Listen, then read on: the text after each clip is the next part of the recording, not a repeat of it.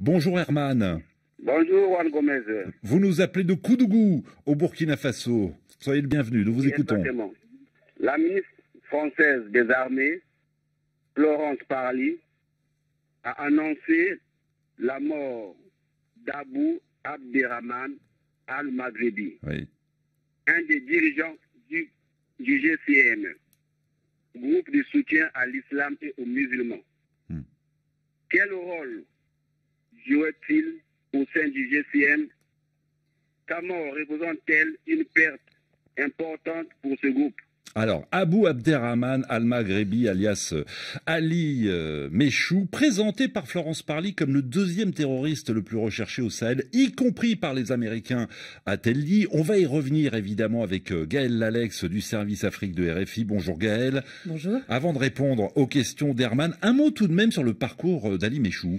Eh bien, c'était un étudiant marocain, avec nous son nom, al-Maghrebi, qui a décidé de rejoindre Gao en 2012, alors que le Mali est en pleine tourmente. Il intègre AQMI, Al-Qaïda au Maghreb islamique. Il était étudiant en théologie, ce qui le fait repérer très vite.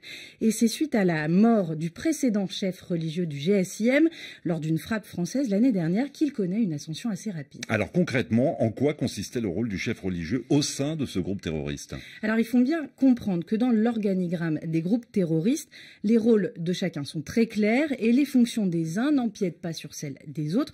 Donc Ali Méchou avait un rôle purement religieux. C'est-à-dire qu'il était consulté par les grands patrons du GSIM afin de déclarer par exemple si telle action, telle attaque, telle réprimande est conforme au texte religieux. Son rôle est purement théologique et Ali Méchou n'a aucune responsabilité opérationnelle. Il ne recrute pas, il ne planifie pas les attaques et il ne détermine pas la stratégie de combat du groupe terroriste. Herman nous demandait si sa disparition représentait finalement une lourde perte. Alors, d'un point de vue symbolique, oui, évidemment, puisque c'était un leader religieux, ça a sans doute mis un petit coup au moral aux troupes, mais en réalité, ça s'arrête là. La ministre a évoqué la stratégie française de désorganiser les groupes terroristes en profondeur. Soyons clairs, ce n'est pas avec la mort d'Ali Méchou que la France va y arriver. Il n'avait pas de rôle opérationnel, ce n'était pas un combattant. C'était une pièce rapportée venue du Maroc qui a rejoint AQMI tardivement et il n'était pas issu d'une grande famille de la région. Ouais. Vous dites qu'il n'avait pas un rôle opérationnel, pourtant Florence Parly a annoncé que la France avait tué le deuxième terroriste le plus recherché du Sahel. Là, c'est clairement faux. Ali Méchou n'était même pas le numéro 2 du GSIM. Et dans le Sahel, il y a bien d'autres personnalités dont on parle tous les jours à l'antenne, nettement plus importantes, à commencer par Yad Agrali, le patron du GSIM, Abou Walid al-Sahraoui, le numéro 1 de l'État islamique dans le Grand Sahara, Jafar Diko, le leader d'Ansarul Islam au Burkina, ou encore Amadou Koufa, ce prédicateur du centre du Mali qui a fondé la Katiba Massina et que les Français avaient déclaré mort l'année dernière à tort. Effectivement. Herman, vous avez une autre question? Oui, Juan.